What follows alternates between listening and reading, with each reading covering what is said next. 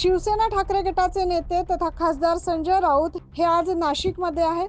त्यांनी माध्यम प्रतिनिधींसोबत संवाद साधला. यावेळी त्यांनी नाशिकमध्ये होत असलेल्या धाड सत्रावर बोट ठेवत धाड नाशिकलाच का पडली, याआधी देखील अनेक धाडी पडल्या, मात्र कालांतराने चौकशी देखील बंद झाली. यावेळी देखील आयकर विभागाच्या रडारवर असलेल्या ठेकेदारांकडून राजकारणी त्यांना ब्लॅकमेल करून निवडणुकीसाठी पैसे घेतील.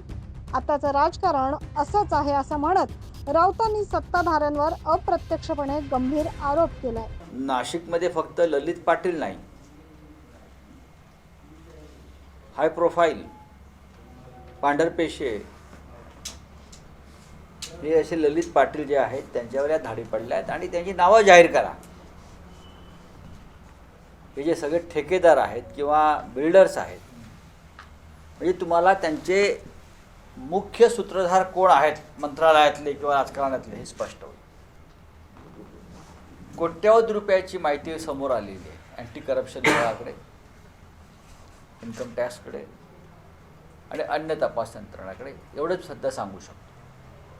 मुंबई, नाशिक, पुणे आणि जळगाव आणि संभाजीनगर या प्रमुख शहरातल्या बिल्डरांकडे आणि ठेकेदारांकडे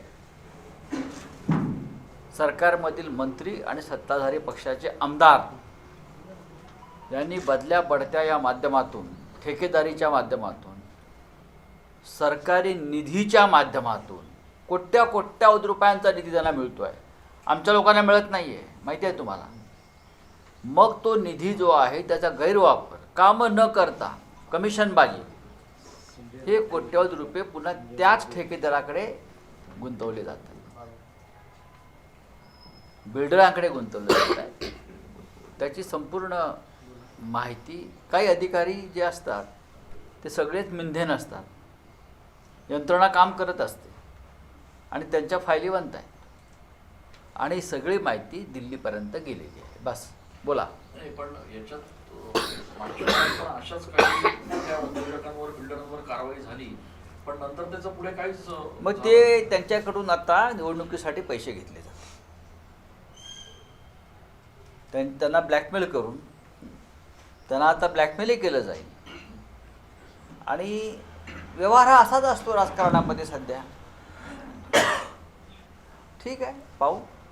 जालन्यात पण त्या रेड झाल्या होत्या, काही रक्कम पण मिळाली. स्टील कंपन्यांच्या काही प्रमुख लोकांवर, स्टील उद्योगातल्या अशा प्रकारच्या कोट्यावधीच्या रेड झाल्या होत्या आणि नंतर तो माल मसाला घेऊन बाहेर गेले. त्याचं पुढे काय झालं, कोणी मध्यस्थी केली सरकारमधून, ते समोर आलं. पण शेवटी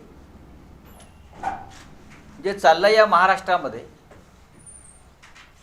ते अत्यंत भयंकर आहे. नाही, नगरसेवकांना नाही, आमदारांना नाही, खासदारांना नाही, जोपर्यंत भारतीय जनता पक्षामध्ये तुम्ही प्रवेश करत नाही तोपर्यंत तुम्हाला विकासाच्या संदर्भात कोणती मदत करणार नाही. हे या देशातल्या जे भारतीय राज्यघटनेच्या विरोधातलं तत्त्व वापरलं जात आहे.